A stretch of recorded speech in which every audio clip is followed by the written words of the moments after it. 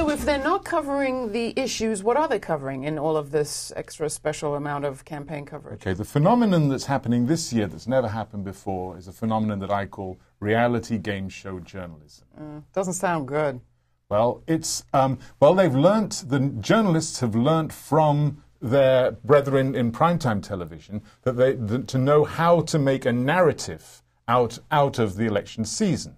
So there's advantages to having the reality game show journalism format, which is it's a way to keep people interested and to pace out the season, which is very long, is 18 months long, and so there's to avoid lulls and dead spots and that sort of thing, to keep a narrative momentum going. So that's the technique that they're using. Now, what this means for journalism is that the news media have a different role with regard to the campaign this season than they have done in previous times. In previous times, the traditional style of political journalism is the candidates do what the candidates do, right, and then reporters report on it. Right, and that's the news that you get on the nightly news each night, or on the front page of the newspaper, or on the radio, or whatever. In reality game show format, if you think of Survivor or American Idol, or The Amazing Race, which we could call this The Amazing Race, couldn't you?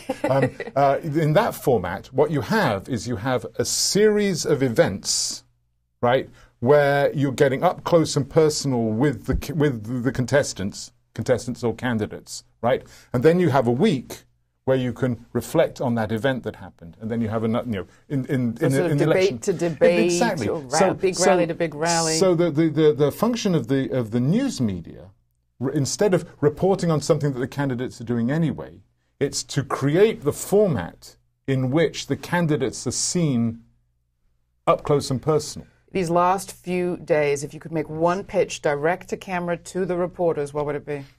The last few days. I think actually the really gaping hole that's happened in this coverage is it's so concentrated on these giant-sized personalities which are running at the presidential level that we have had nothing about the race for the Senate, the race to control of the House, anything to do with, what's happening, in the swing states at the grassroots that's not to do with these giant-sized personalities. And it really does distort the idea of what the democracy is, where it's all to do with what happens at the presidential level and nothing what's happening at the congressional level.